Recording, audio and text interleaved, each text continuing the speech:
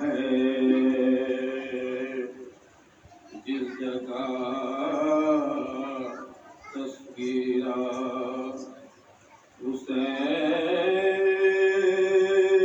حسین کا ہے گھر وہ صلی علی حسین کا ہے جس جگہ تذکرہ حسین کا ہے وہ جو آنسو بہا سرے مجلس وہ جو آنسو بہا سرے مجلس کب وہ میرا رہا کب وہ میرا رہا حسین کا ہے جس جگہ تذکرہ درود بھیجیے محمد محمد علی محمد یہ چاند محرم کا پھر لوٹ آیا ہے یہ چاند محرم کا پھر لوٹ آیا ہے شبیر کا غم پھر سے ہر سمت چھایا ہے یہ چاند محرم کا پھر لوٹ آیا ہے قتل حسین کو ماتم سے کر دو تازہ قتل حسین کو ماتم سے کر دو تازہ پیغام یہ زینب کا سب کو سنانا ہے یہ چاند درود بھیجیے محمد والا محمد علی محمد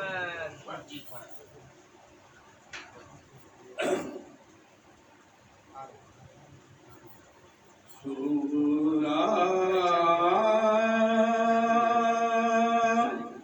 تیرا سینے میں یہ ارمان رہے گا سورا تیرا سینے میں یہ ارمان رہے گا بھائی کے بنا گھر تیرا ویران رہے گا سورا تیرا سینے میں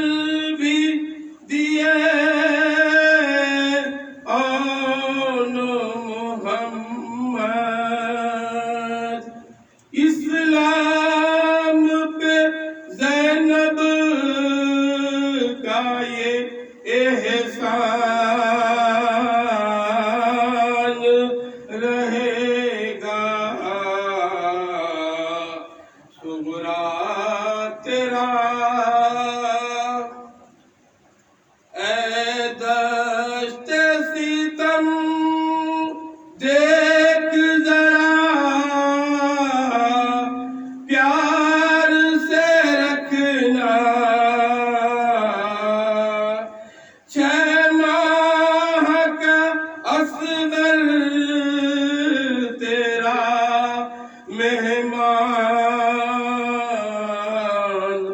رہے گا، صغرا تیرا برچی کا کلیجے سے نکلنا علی اکبر، برچی کا کلیجے سے نکلنا علی اکبر، تاریخ کے ہر باب کا عنوان رہے گا، صغرا تیرا گونجے گی اندھیرے میں سکینہ کی صدائیں، گونجے گی اندھیرے میں سکینہ کی صدائیں، خاموش مگر شام کا زندان رہے گا، صغرا تیرا سینے میں سوال بھیجو۔ اللهم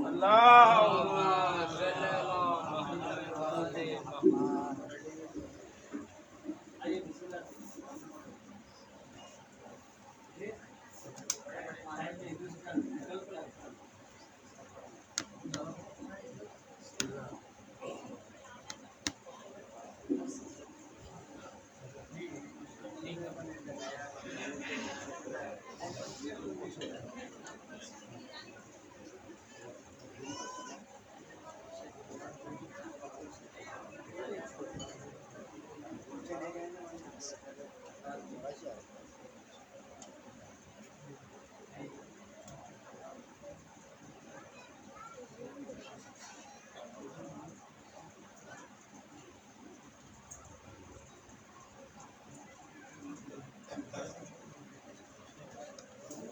حسین دست میں کیا اہتمام کرتا ہے، حسین دست میں کیا اہتمام کرتا ہے، کجا کو اپنے گلی کا غلام کرتا ہے، اور جس حسین کو کہتے ہو تم رضی اللہ، وہ اپنے حر کو علیہ السلام کرتا ہے۔ نعرہ حیدری۔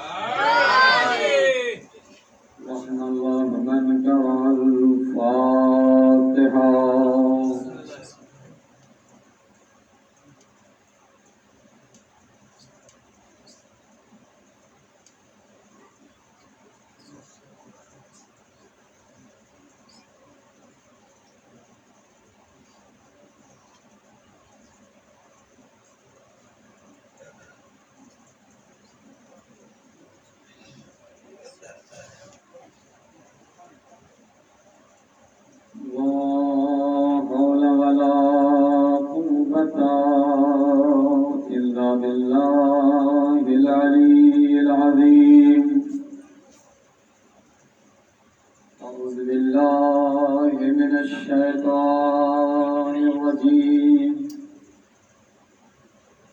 بسم الله الرحمن الرحيم. الحمد لله الذي لا يبلغ مدحته القائلون ولا يحصي نعماءه العادون ولا يؤدي حقه المجتهدون الذي لا يدركه بعد الهمم ولا يناله غوث الفتن الذي ليس لصفته حد محدود ولا نعت موجود ولا وقت محدود ولا أجل ممدود فدر الخلائق بقدرته ونشر الرياح برحمته وابتدى بالصخور الميدان أرضه والصلاة والسلام على تحية والإكرام ومولانا ومولى الثقلين جد الحسن والحسين أبي القاسم محمد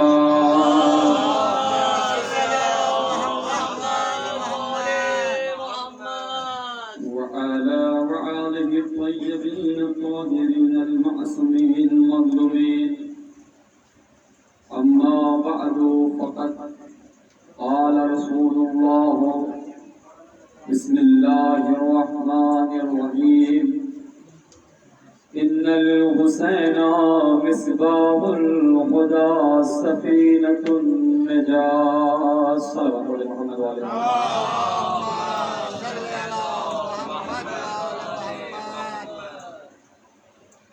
معزز سامعین کرام،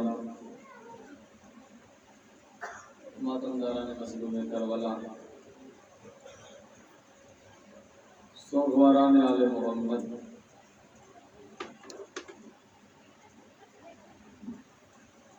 جن کے سینوں میں ولایت علی لہو بن کر دوڑ رہی ہے، وہی اس فرش ادا تک آتے ہیں. اور اگر یہ کوئی کہے لیکن تمہیدی باتیں گزر چکی ہیں اور اس عشرہ مجالس کی آج دوسری مجلس ہے. چونکہ چاند رات کو میں نے ایک مجلس کا شرف حاصل کیا تھا لیکن میں نے اسے عشرہ محرم میں شامل نہیں کیا، لہذا اس سلسلے سے دوسری مجلس ہے، ورنہ اگر چاند رات کو بھی لیا جائے تو آج اس سلسلے وار کی تیسری مجلس. بہرحال ابھی تک ہم نے جو کچھ فرش ادا سے حاصل کیا وہ حق حاصل کیا، اس لیے کہ فرش ادا خود ایک حق ہے. اب اگر آپ بیدار ہیں تو مجھے بہت زیادہ طاقت لگانے کی ضرورت نہیں ہوگی اور بہت زیادہ زور دینے کی ضرورت نہیں ہوگی. بہرحال ماشاءاللہ سے یہاں کا مجمع، سامعین، نوجوان، بزرگ سبھی محترم ہیں، سبھی اس سے سننے والے ہیں. اور میں صرف اپنی گفتگو کا آغاز یہاں سے کرنا چاہتا ہوں کہ جہاں کل میں نے یہ بات ختم کی تھی کہ پروردگار عالم کا ارشاد گرامی ہوا کہ نو تم میری آنکھوں کے سامنے خلیفہ، تم میری آنکھوں کے سامنے کشتی بنانا. یہ بات تو طے ہو گئی، لیکن پیغمبر اسلام نے، خود رسول اللہ نے یہ کیوں فرمایا کہ میرا حسین ہدایت کا چراغ ہے اور وہ کشتی نجات ہے، اس پر جو سوار ہوگا وہ نجات پا جائے گا، جو بھی سوار ہوگا اس پر نجات پا جائے گا.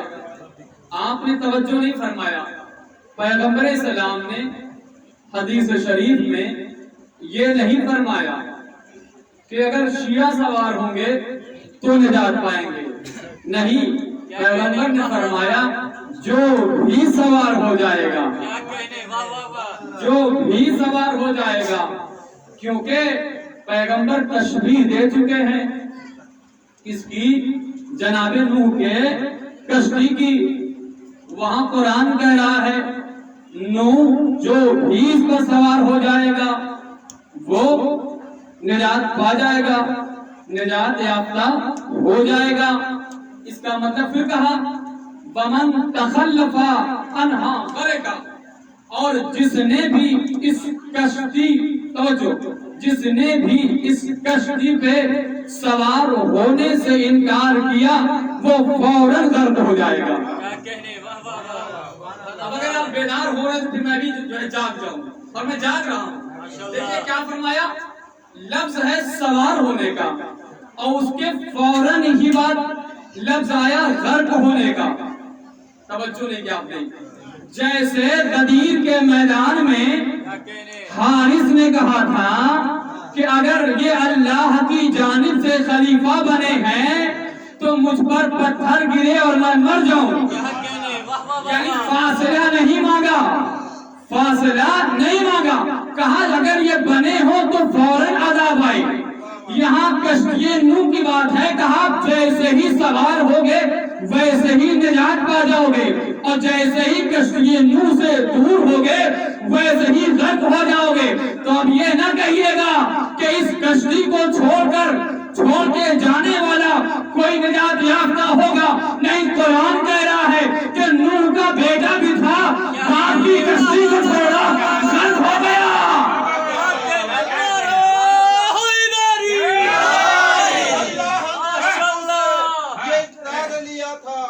اللہ نے حضور سے یہ اقرار لیا تھا، ہر صاحب ایمان کا حیدر ہی ولی ہے، یہ اہل جہاں میرا بدن قتل کریں گے، جب تک میری روح زندہ ہے اس میں تو علی ہے۔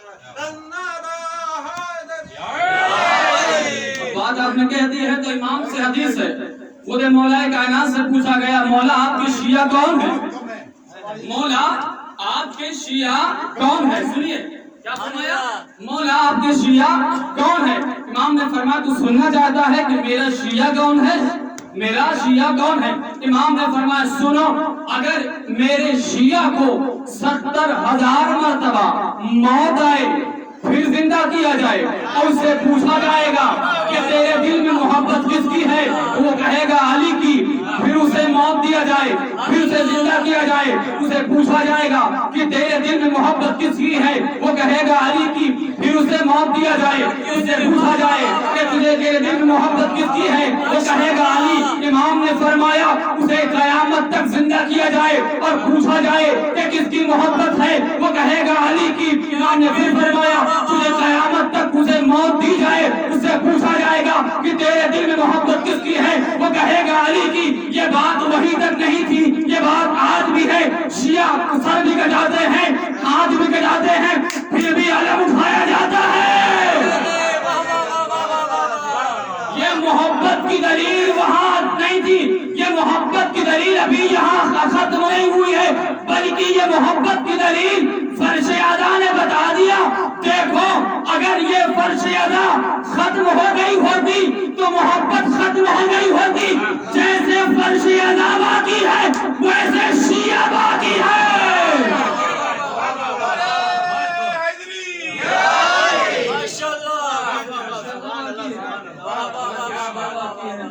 امام نے فرمایا جب تک تجھے زندہ کیا جائے گا، جب بھی تجھے موت دی جائے گی، اور جب پوچھا جائے گا تو وہ ایک ہی بات کہے گا کہ ہمارے دل میں علی کی محبت ہے، ہمارے دل میں حسین کی محبت ہے، ہمارے دل میں خدا کی محبت ہے۔ اچھا خدا کی محبت تو سب کے دل میں ہے، بہرحال یہ اگر توحیدی موضوع ہے تو کہا کہ جو ہے میرے سامنے کشتی نو بنانا، اور اگر جو ہے کشتی نو تیار ہو جائے تو پھر وہ نوح کا بیٹا بھی ہو تو غرق ہو جائے گا، ڈوب جائے گا۔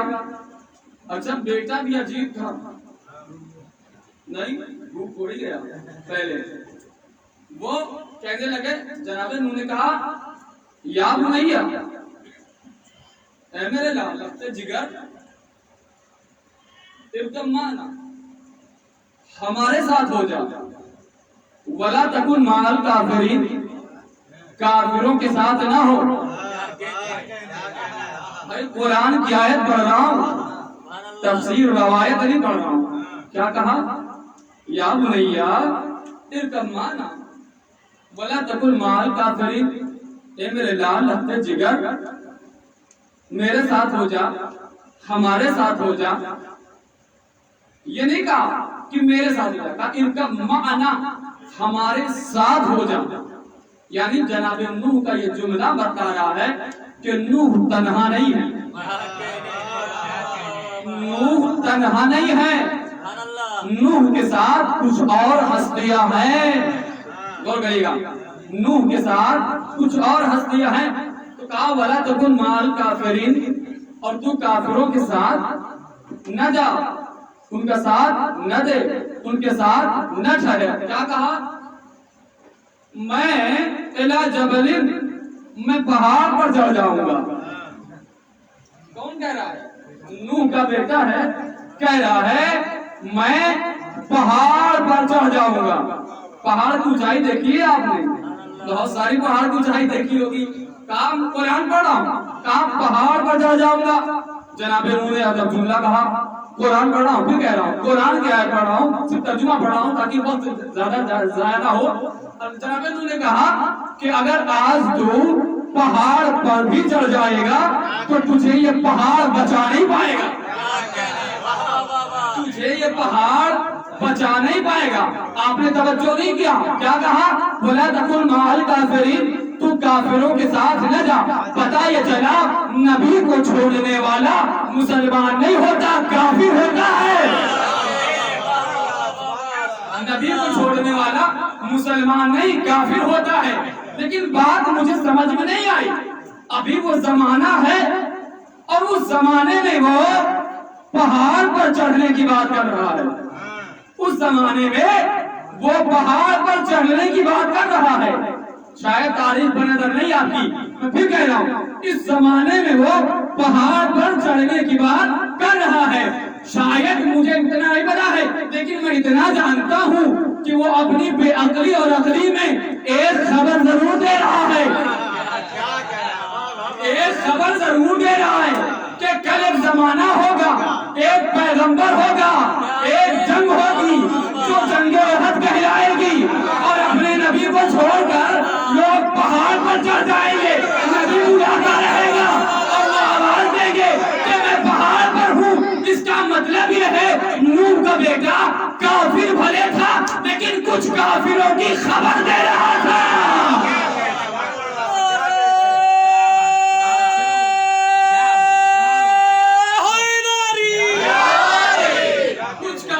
کی پہاڑ پر چڑھ جانے کی خبر دے رہا تھا. اور جب جناب جو ہے پیغمبر اسلام کو ان صحابہ کرام نے چھوڑا اور چھوڑ کر جو ہے پہاڑ پر چلے گئے. اچھا کس لیے گئے؟ جب پیغمبر نے پوچھا لوٹ کے کچھ دیر بعد آرام کرنے کے بعد کچھ دیر بعد آئے، چونکہ پہاڑ پر چڑھے تھے بھائی، تھک گئے تھے، گھٹنے میں ورم آ گیا تھا، جوانی کا عالم تو تھا نہیں. بہرحال تو جب لوٹ کے آئے پیغمبر اسلام نے پوچھا یہ بتاؤ کہ تم ہمیں چھوڑ کر کہاں چلے گئے؟ کہاں چلے گئے؟ کہا یا رسول اللہ پہاڑ پر چلے گئے تھے. کہا کس لیے؟ کہا اس لیے کہ ہم نے ایک آواز سنی تھی، ہم نے ایک آواز سنی تھی.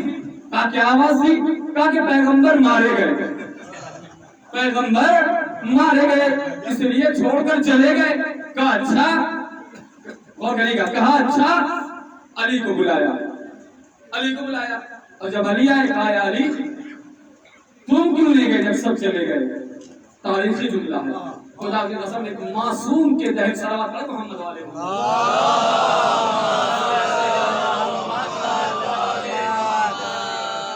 اس سے بہتر صلوات پڑھیں.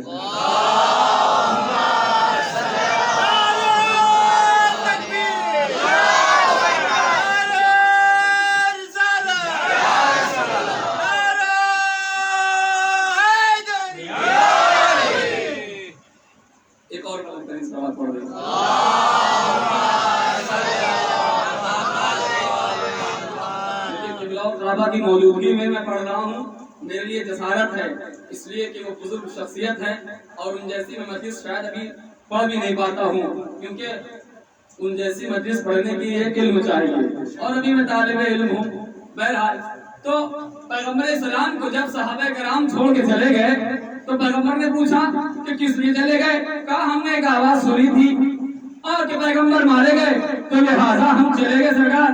اب جناب پھر علی سے پوچھا علی تم کیوں نہیں گئے؟ مولا کائنات نے فرمایا کیا تم نے آواز نہیں سنی تھی؟ کہا علی نے کہا نہیں ہم نے بھی سنی تھی۔ کہا کیا آواز سنی تھی؟ کہا ہم نے بھی یہ سنی تھی کہ رسول مارے گئے۔ تو کہا اے علی جب سب چلے گئے تھے تو تم بھی چلے جاتے، جب سب چلے گئے تھے تو تم بھی چلے جاتے۔ عجب جملہ مولا نے فرمایا کہا اکفرت بعد الایمان، کیا میں ایمان رکھنے کے بعد بھی کافر ہو جاتا؟ کیا میں ایمان رکھنے کے بعد، لوگ ترجمہ یہ کرتے ہیں کیا میں ایمان لانے کے بعد، کیا میں ایمان لانے کے بعد کافر ہو جاتا؟ اما ایمان وہ نہیں لاتا ہے جو خود کل ایمان ہو۔ اللہ جانے کہاں بیٹھے ہیں، ایمان وہ نہیں لاتا ہے جو خود کل ایمان ہو۔ اچھا اگر اس کا بھی ترجمہ کر لیا جائے اور مان لیا جائے تو غلط نہیں ہوگا سرکار، آپ کی موجودگی میں جملہ کہہ رہا ہوں، ایمان تو وہی لاتا ہے نا جو صاحب ایمان ہو۔ علی ہی کائنات میں ایمان لائے، اگر علی دنیا میں نہ آتے تو پھر ایمان کا وجود ہی نہ ہوتا، ایمان کا وجود ہی نہ ہوتا۔ تو کہا کہ تم کیوں اس میں نہیں چلے گئے؟ جب سب چلے گئے تھے تو کہا کہ پیغمبر اسلام کہ یا رسول اللہ جب میں نے یہ آواز سنی کہ تھوڑا سا آگے آ جائیے، مومنی کو دقت ہو رہی ہے، آ جائیے تھوڑا سا آگے آ جائیے، آ جائیے صلوات پڑھیں محمد والے۔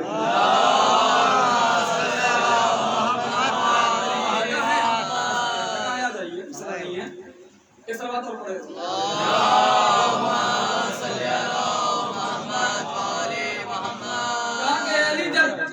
سب کے سب چلے گئے تو تم بھی چلے جاتے، تم کیوں ٹھہر گئے گا؟ اگر فردا بادل ایمان، کیا میں ایمان رکھنے کے بعد بھی کافر ہو جاتا؟ اس کا مطلب یہ ہے کہ جو نبی کو چھوڑ کر چلا جائے وہ کافر ہوتا ہے۔ میں نے کہہ دیا نا، وہ نوح کا بیٹا ہو یا نبی کے اصحاب ہو یا کوئی بھی ہو، اس لیے کہ قرآن نے یہ نہیں کہا ہے کہ اگر بیٹا ہوگا تو مسلمان ہوگا یا چچا ہوگا تو بھی مسلمان ہوگا، نہیں، اگر وہ نوح کا بیٹا ہوگا اور نوح کی سے خلاف ورزی کرے گا تو بھی کافر ہو جائے گا، اور اگر رسول کا سگا چچا ابو لہب بھی ہوگا تو بھی کافر ہو جائے گا، کافر ہو جائے گا، اور اگر ایمان والا ہوگا تو پھر ابو طالب جیسا بھی ہوگا تو مسلمان ہوگا۔ ایمان کا باپ ہے۔ تو کہا کہ تم کس لیے چلے گئے؟ کہا اس لیے۔ کہا اچھا، کہا تم کیوں نہیں گئے؟ کہا اس لیے کہ میں اس لیے نہیں گیا کیونکہ میں ایمان رکھتا ہوں۔ مولا نے فرمایا میں ایمان رکھتا ہوں۔ کہا اچھا، کہا چھوڑ جاتے؟ کہا نہیں، یہ تو اپنے اپنے نسب کی بات ہے، یہ اپنے اپنے خون کی بات ہے۔ مولا فرما رہے ہیں یہ اپنے اپنے نسب کی بات ہے، یہ اپنے اپنے خون کی بات ہے، یہ اپنے اپنے طہارت کی بات ہے، یہ اپنی شجاعت کی بات ہے کہ کون میدان میں ٹکتا ہے، کون میدان سے بھاگ جاتا ہے، کون میدان میں لڑتا ہے، کون میدان سے فرار کر جاتا ہے۔ میں تو حجر کرار ہوں، میں حجر کرار ہوں، میں کیوں بھاگ جاتا؟ کہا یار، پھر رسول اللہ نے فرمایا کہا نہیں، جب تمہیں آواز آئی تھی چلے گئے ہوتے۔ علی نے کہا مجھے میرے بابا کی وصیت یاد آ گئی، مجھے تاریخ پڑھ رہا ہوں، مجھے میرے بابا کی وصیت یاد آ گئی۔ کہا کیا وصیت تھی؟ کہا میرے بابا نے وصیت یہ کی تھی کہ اے علی جب تک تم زندہ رہنا رسول پر کوئی آنچ نہ آئے۔ رسول کہاں بیٹھے ہو؟ رسول پر کوئی آنچ نہ آئے۔ یا رسول اللہ جب میں نے یہ سنا کہ رسول مارے گئے تو میں نے اپنی جان کو جان نہ سمجھا، میں نے اپنی جان کو جان نہ سمجھا، میں پھر تلوار چلانے لگا، میں پھر جنگ کرنے لگا، یہ سوچ کر جنگ کرنے لگا کہ جب رسول ہی نہ رہے تو پھر میرے زندہ رہنے کا کیا فائدہ؟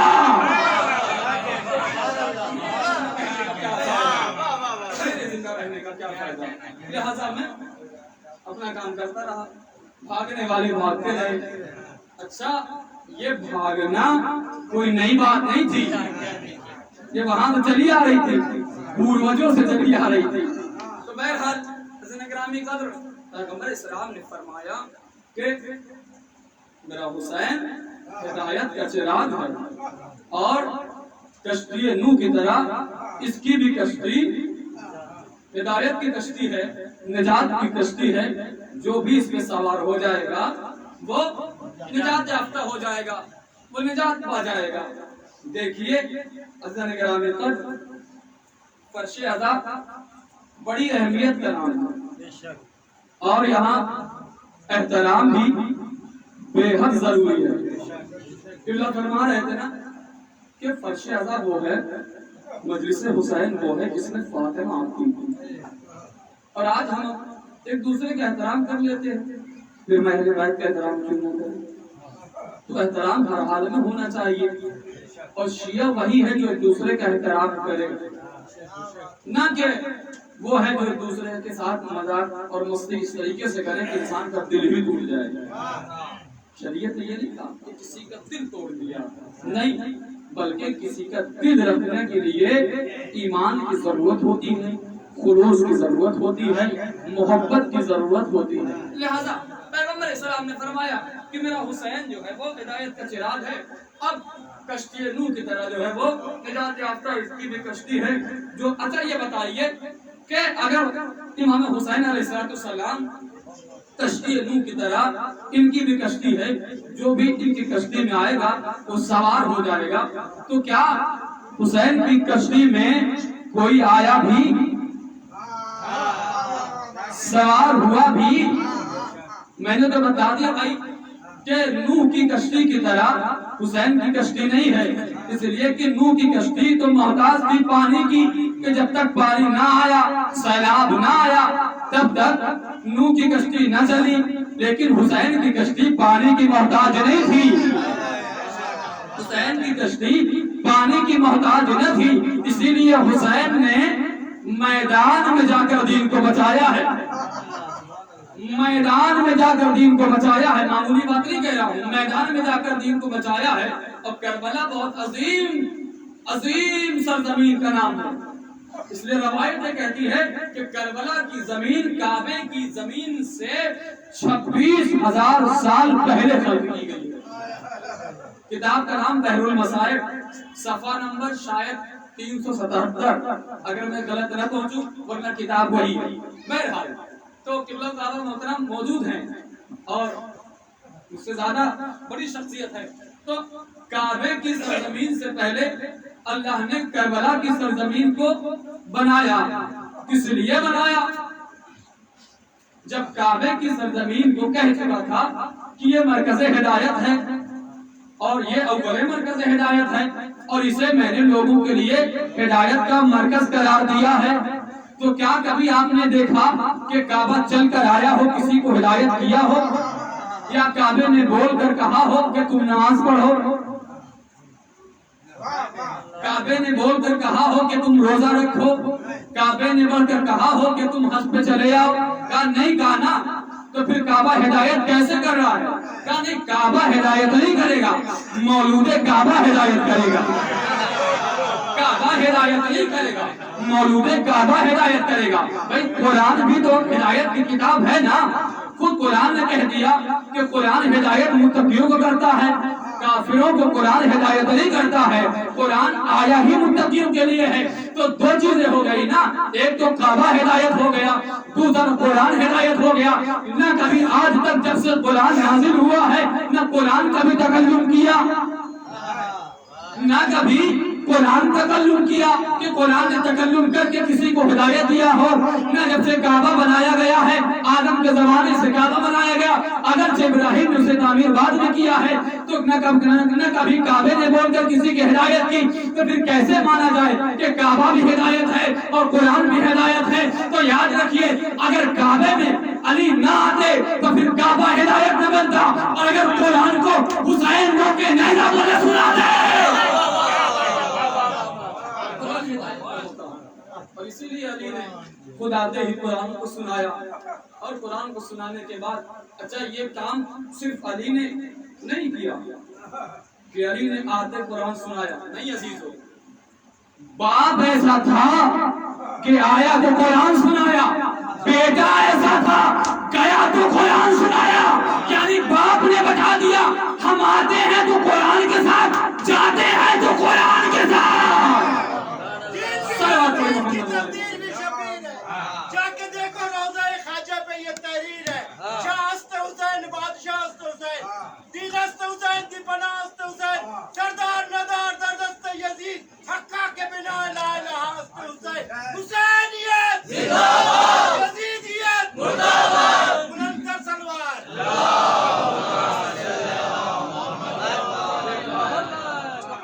باپ آیا تو قرآن کے ساتھ، بیٹا گیا تو قرآن کے ساتھ.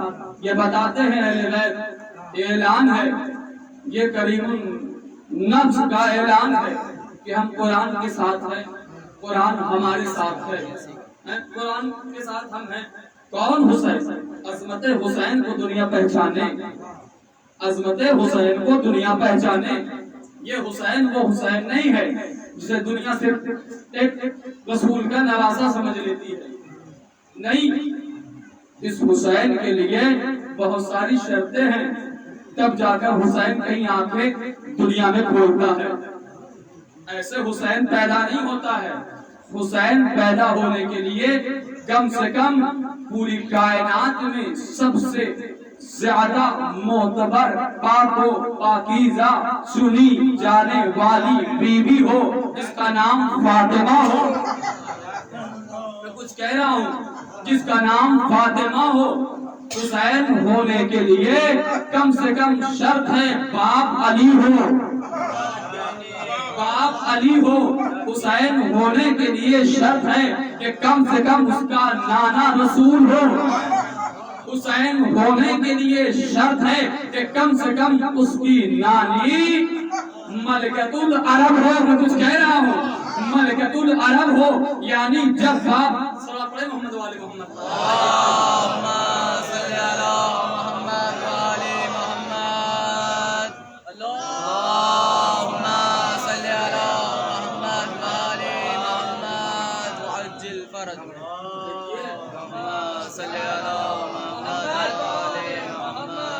دو خطیب ہیں، یعنی دو بڑے فرشتے میرے ساتھ ہیں.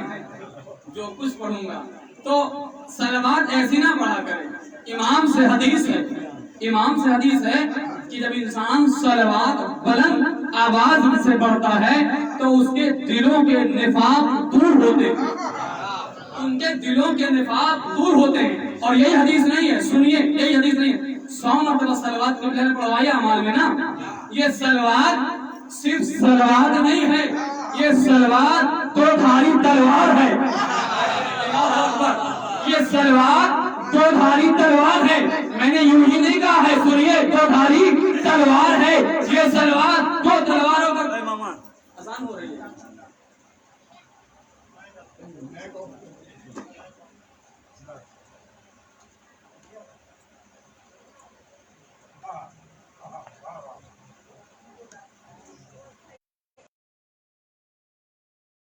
حرام کہاں سے ہو گیا؟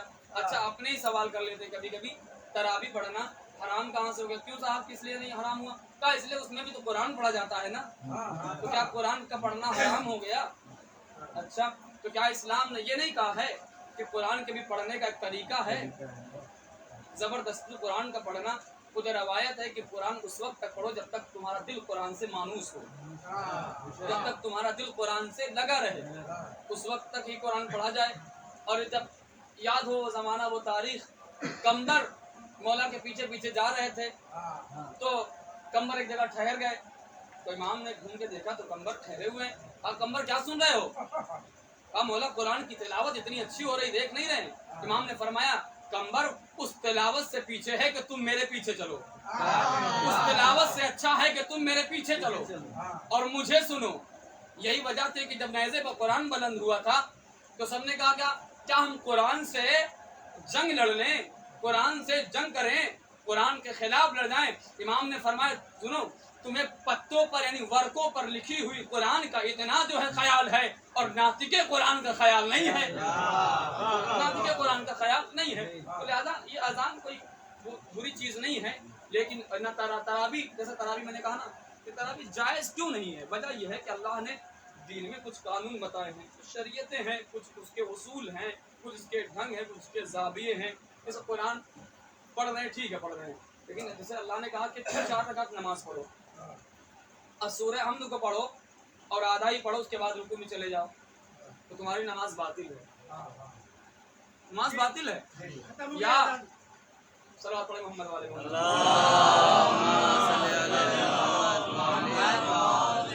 یہی مسئلہ ہے یہاں بھی کہ سورے پڑھتے رہتے ہیں، پڑھتے رہتے ہیں، پڑھتے رہتے ہیں، پڑھتے رہتے ہیں، جہاں من چاہتا ہے وہاں سر جھکا دیتے ہیں. نہ کوئی قاعدہ، نہ کوئی قانون، نہ کچھ.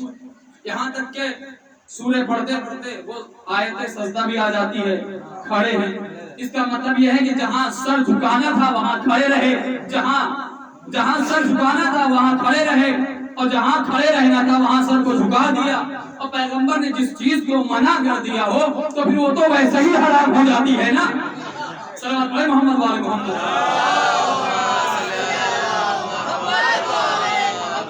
تو صلوات جو ہے وہ دو دھاری تلوار ہے. کیا ہے؟ دو دھاری تلوار. زور سے بولیے بھائی، گھبرا کیوں رہے ہیں؟ دو دھاری تلوار ہے. ایک تو کام یہ کرتی ہے کہ جب آپ صلوات بلند آواز سے کرتے ہیں تو ہمارے گناہوں کو کاٹتی ہے.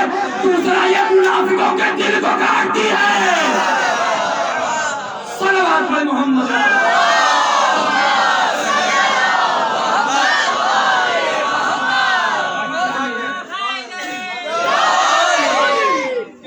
گناہوں کو مٹاتی ہے، اور ایسے گناہوں کو مٹاتی ہے جیسے دریا کا پانی جب آتا ہے تو ساری زمینوں کو ڈبو دیتا ہے.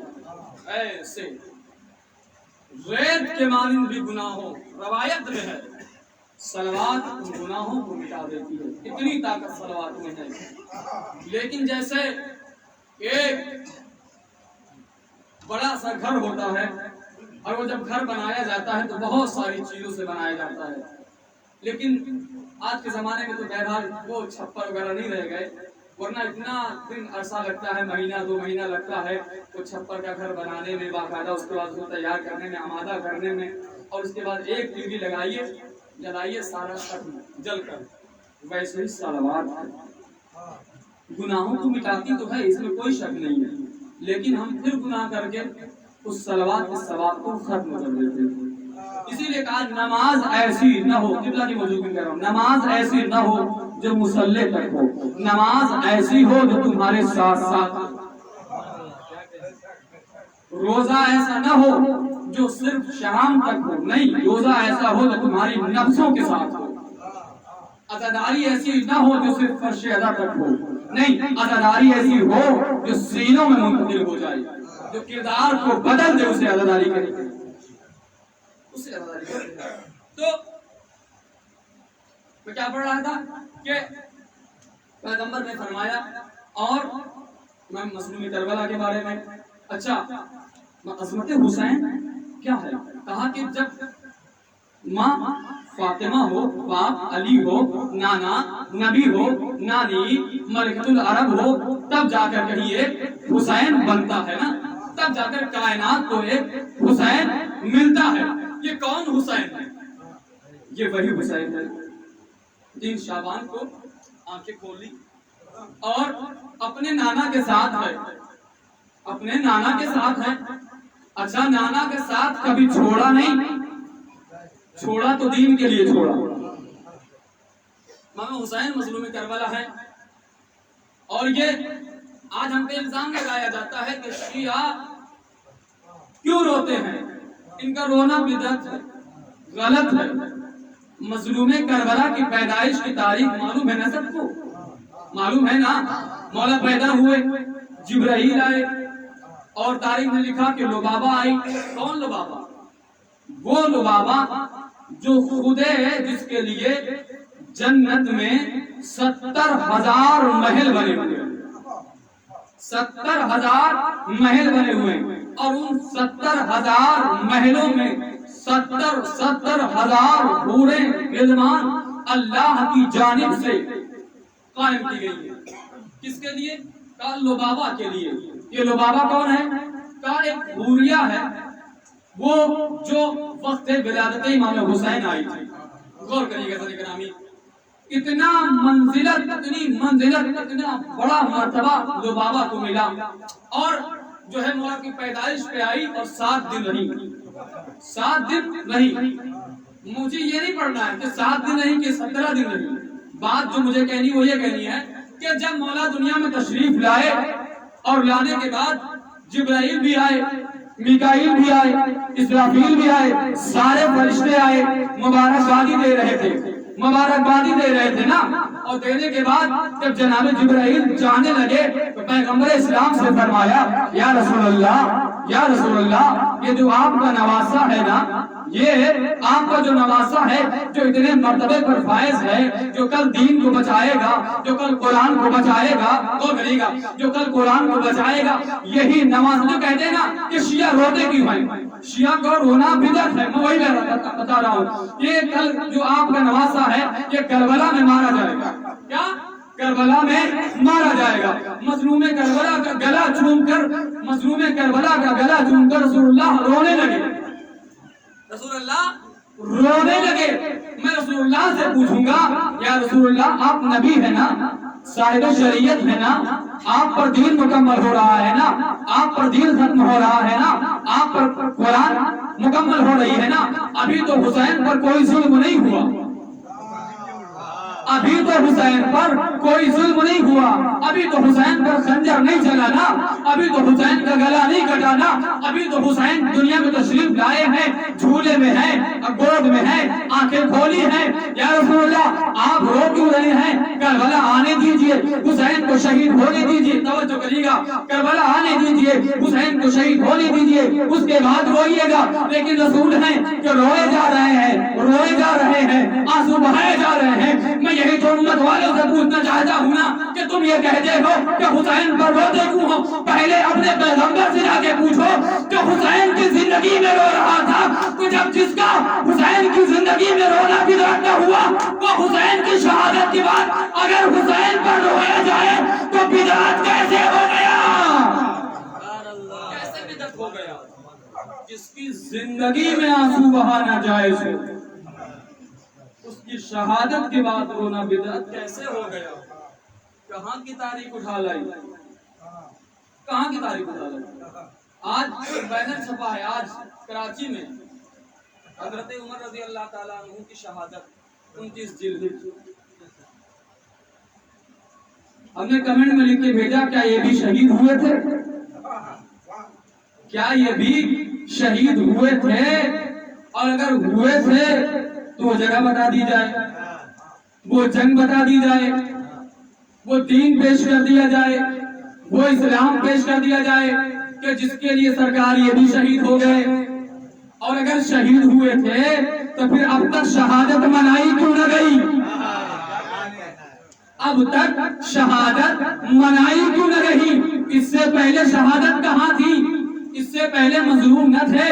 میں نے کہا سنیے، لفظ شہادت تو ان کے لیے بنا ہی نہیں ہے، لفظ شہادت تو ان کے لیے بنا ہی نہیں ہے، یہ اب مظلوم نظر آنے لگے تو میں کہوں گا کہ جسے کرب و بلا کا غم نصیب نہیں ہوتا ہے وہ ایسے ہی لوگوں کا غم مناتے ہیں، وہ ایسے ہی لوگوں کی شہادت مناتے ہیں، اس لیے کہ کب تک بیچارے ایک ہی چیز کو لے کے چلتے ہیں، ایک ہی چیز کو لے کے چل رہے تھے، میلاد النبی میلاد النبی میلاد النبی، رجب میں بھی میلاد النبی، شعبان میں بھی میلاد النبی، ربیع الاول میں بھی میلاد النبی، محرم میں بھی میلاد النبی، ہر سال میلاد النبی، ہر سال۔ ارے یہ تو طے کر لو کہ کب رسول اللہ پیدا ہوئے تھے، یہ طے کر لو، ہمارا تو سال بھی معین ہے، ہمارا دن بھی معین ہے قبلہ، ہماری تاریخ بھی معین ہے۔ ابھی اللہ فرما رہے تھے کہ محرم جو ہے سبھی جانتے ہیں کہ محرم اسلامی مہینے کا پہلا جو مہینہ ہے، اور ہمارے 12 جو ہے مہینے ہیں، اور تعجب کی بات یہ ہے کہ ہمارے 12 مہینے ہیں اور 12 امام بھی ہیں، اور یہ امام حرکت ایسے نہیں کرتے ہیں۔ دیکھیے گھڑی آپ کے سامنے کہیں لگی ہوگی، 3 سوئیاں ہیں، 3 سوئیاں ہیں، 12 اپنی جگہ ہیں، 3 چل رہے ہیں، 12 اپنی جگہ ہیں، 3 چل رہے ہیں۔ سب سے بڑی والی جو سوئی ہے، دیکھیے آپ دیکھ لیجئے، میری بات نہیں، سب سے بڑی والی سوئی جو ہے وہ سب سے تیز چل رہی ہے، اس کے بعد اس سے سلو تھوڑی سی چلتی ہے، اور اس کے بعد اس سے سلو چلتی ہے، یعنی جب سے یہ گھڑی بنائی گئی ہے تب سے ابھی تک اس کو چین لینے کا موقع نہیں ہے۔ میں یہی تو کہتا ہوں نا، قاتل زہرا کو نہ قیامت میں چین ملے گی، دنیا میں ملا ہے، یہی تو کہہ رہا ہوں نا، یہ 3 بڑے خطرناک ہیں۔ आप 12 को कहीं हटा दीजिए, 1 को कहीं हटा दीजिए, 5 को कहीं हटा दीजिए, नहीं, जो जहां है वही होगा ना। इसका मतलब ये है कि अल्लाह ने 12 को एक ऐसे मनसब पर फायज कर दिया कि जिसमें घटाने और बढ़ाने की कोई गुंजाइश नहीं थी। ये तो उन लोगों ने घटाया और बढ़ाया कि जिनके पास खुद का मनसब नहीं था। लोगों ने घटाया और बढ़ाया कि जिनके पास खुद का मनसब नहीं था। वरना मजलूम करबला कोई आम जात का नाम नहीं है, वो झूले में लेटा हुआ हुसैन है, और जिसका झूला जिब्राइल झुलाए, मीकाईल झुलाए, इसराफील झुलाए। और उसके बाद दिन गुजरने के बाद मजलूम करबला ने जब इस्लाम के लिए, दीन के लिए मदीना छोड़ा है तो करबला आए, मक्का आए, मक्का से करबला आए। बहरहाल तो करबला जब आए तो इमाम ने क्या किया? सबसे पहला काम क्या किया इमाम ने? कोई बता सकता है? सबसे पहला काम मजलूम करबला ने जमीन खरीदा। जमीन खरीदा, और जमीन कैसे खरीदा? तारीख में लिखा कि 30,000 रुपए की जमीन खरीदी और 30,000 रुपए जनाब ज़ैनब ने खुद अलग से दिया अपनी तरफ से। अब वो दिरहम में ले लें, रुपए में ले लें, भाई मतलब उससे नहीं है, हमारा मकसद ये है कि खरीदा, ठीक ना?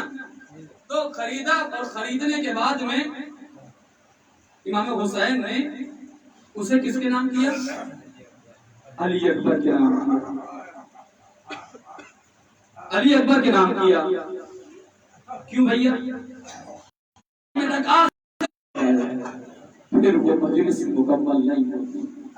इसलिए तारीख ये लिखती है कि शहजादी फजाइल कम मसाइल ज्यादा सुनने के लिए आती है, और हर आंखों के सामने रुमाल ले जाती है और ये देखती है कि मारा गया।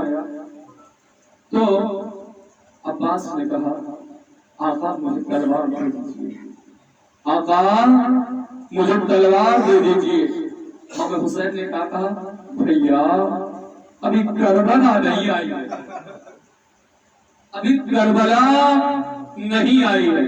अब्बास ने सुना, खामोश हो गए। इससे पहले जब इमाम हसन के जनाजे पर 3 बरसाए गए, एक मर्तबा देखा कि मेरे आका के जनाजे पर 3 बरसाए गए। अब्बास दौड़ कर आए और कहने लगे, भैया मुझे तलवार चाहिए, मुझे तलवार चाहिए। एक मर्तबा कहा, हुसैन तुम करबला, अब्बास तुम करबला के लिए मांगे गए हो, अब्बास अभी करबला नहीं आई है। एक मर्तबा फिर तारीख ने लिखा, वलीद का दरबार आया, फिर अब्बास को जलाल आया, कहा अब्बास अभी करबला नहीं आई है। बाबा के सर पर जरबत मारी गई, अब्बास ने तलवार मांगी, कहा भैया अभी करबला नहीं आई है।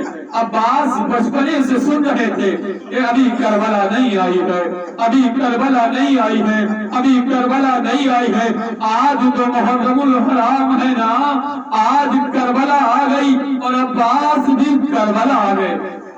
खुदा आपको कोई गम न दे, सिवाय गम मसरूम में करबला के अब्बास करबला आ गए। और जैसे ही अब्बास करबला आए, एक मर्तबा तारीख लिखा खैमों को नस्ब कर दिया गया, और जब खैमों को नस्ब किया गया उसके बाद कुछ देर बाद लईनों का भी पहरा हो गया। जब लईनों का कदम पड़ा, एक मर्तबा लईनों ने कहा, तमाम मलूनों ने कहा, इसलिए सुनिए ताकि यहाँ से खैमे को हटा दिया जाए, खैमे को हटा दिया जाए, खैमे को नहर फराज से दूर लगाया जाए। जैसे ही ये अब्बास ने जुमला सुना, एक मर्तबा अब्बास ने तलवार निकाली, और तलवार निकालने के बाद एक मर्तबा अब्बास ने करबला की जमीन पर खत खींचा, और खींचने के बाद फरमाया, किसमें जुर्रत है जो मेरे आका के खैमे को हटा दे। खुदा आपको कोई गम न दे, सिवाय गम मजलूम करबला के। जैसे ये जुमला कहा, एक मर्तबा मौला मजलूम करबला के कानों तक ये बात की सदा गई। जब ये जुमला सुना तो अब हुसैन है कि خیمے سے باہر نہیں آتے ہیں، خیمے سے باہر نہیں آتے ہیں۔ کہا جاؤ عباس کو بلاؤ، جاؤ بہن زینب کو بلاؤ، بہن زینب کو بلاؤ۔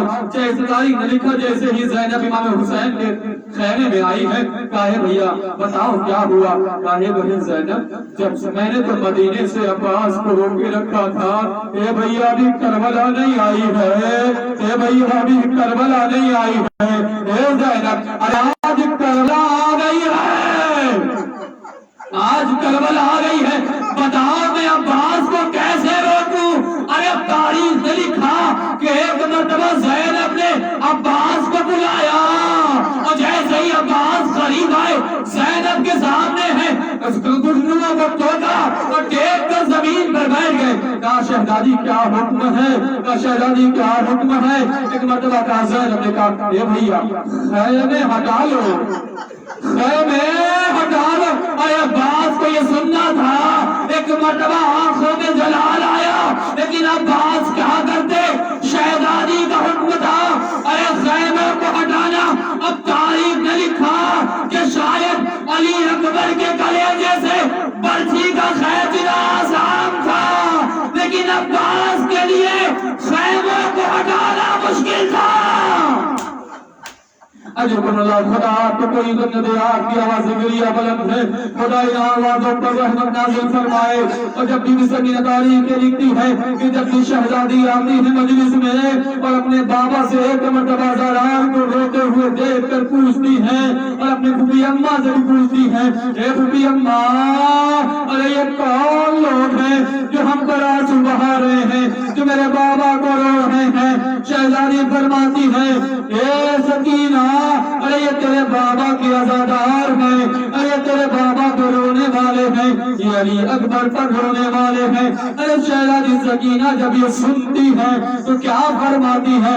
فرماتی ہے کہ اے پھوپھی اماں ارے جب اگر یہ کاش کربلا میں ہوتے تو مجھ پہ تماچے نہ لگائے جاتے، ارے میرے علی اکبر کو مارا نہ جاتا، میرا بھیا زبانہ ہوتا۔ اللہ خدا آپ کو کوئی غم نہ دے سوائے غم مظلوم کربلا کے۔ اے عزیزوں غور سے سننا، ابھی عباس نے خیمے کو ہٹایا ہے اور خیمہ ہٹانے کے بعد دوسری جگہ خیمے کو نصب کیا تھا۔ اتنے میں ایک شکی آیا اور آ کے کہنے لگا عباس عباس تم نے کہا تھا کہ ہم خیمے کو نہیں ہٹائیں گے، اے عباس تم نے خیمے کو کیسے ہٹا لیا؟ ارے یہ جملہ سننا تھا۔ ایک مرتبہ عباس نے اپنے آقا کی طرف دیکھا اور دیکھ کر فرمایا اے آقا اگر آپ کا حکم نہ ہوتا عباس کربلا کا نقشہ بدل دیتا۔ ایک مرتبہ عباس نے تلوار کو توڑا یہ کہہ کر اے بابا مجھے آپ کی وصیت یاد ہے، عباس کبھی حسین کے خلاف نہ جانا۔ عباس نے یہ کہہ کر حسین کی وصیت کو پورا کیا، کربلا محفوظ کیا۔ اِنَّا لِلَّهِ وَإِنَّا إِلَيْهِ رَاجِعُونَ۔ ذنب قضاء تسلیم بِأَمْرِهِ۔ پروردگار کے واسطہ ہے محمد والے محمد کا ہمارے اس مختصر سے اعمال قبول فرما۔ تجھے واسطہ ہے پروردگار عالم جتنے بھی مومنین اس پر شہدا پر موجود ہیں ان سب کی نیک حاجتوں کو قبول فرما۔ ہم تجھے واسطہ محمد والے محمد کے جہاں جہاں سے بھی مومنین تشریف فرما ہیں آئے ہیں دور دراز سے ان سب کی دلی حاجتوں کو قبول فرما۔ پروردگار اس مجلس کو قبول فرما، ان آنسوؤں کو رومال فاطمہ زہرا میں جگائے نازلہ فرما۔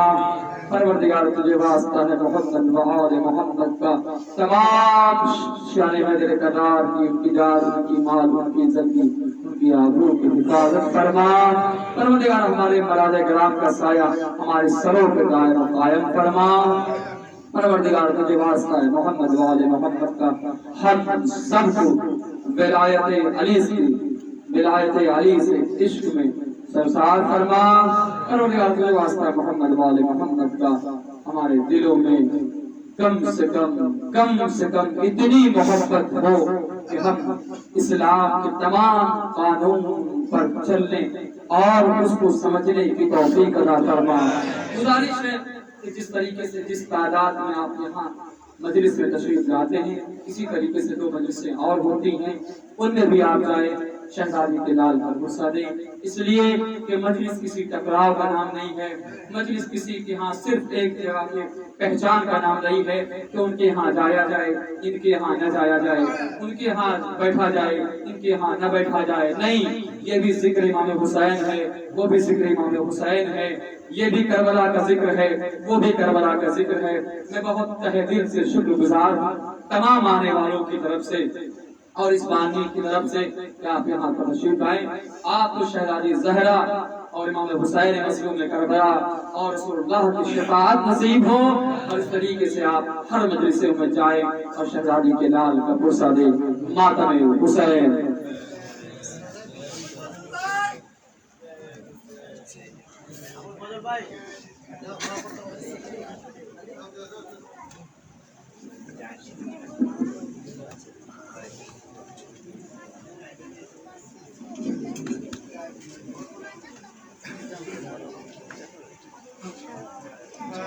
حسین مولا حسین، ہائے حسین مولا حسین، ہائے حسین مولا حسین، ہائے حسین مولا حسین۔ حشر و محرم عالم اٹھاؤ، شوکر ماتو گوری حشر و محرم عالم اٹھاؤ، شوکر ماتم گوری بواتی، آزا خانات عالم شجاؤ، شوکر ماتم گوری بواتی، حشر و محرم عالم اٹھاؤ، شوکر ماتم گوری بواتی، মাফাতে মার লাল কারবালাতে আলম নিয়ে পৌঁছে গেছে, মাফাতে মার লাল কারবালাতে আলম নিয়ে পৌঁছে গেছে, আজাদারো আজাদারিতে চলো, শোকের মাতম করিব আজি, حشر و محرم عالم اٹھاؤ، شوکر ماتم করিব আজি। নানা নবীর দিনকে বাঁচাতে আসলো হুসাইন কারবালাতে, নানা নবীর দিন বাঁচাতে আসলো হুসাইন কারবালাতে, মাতমের জন্যে হাত উঠাও, শোকের মাতম গরিব আজি, হাশর মুহররম উঠাও, শোকের মাতম গরিব আজি।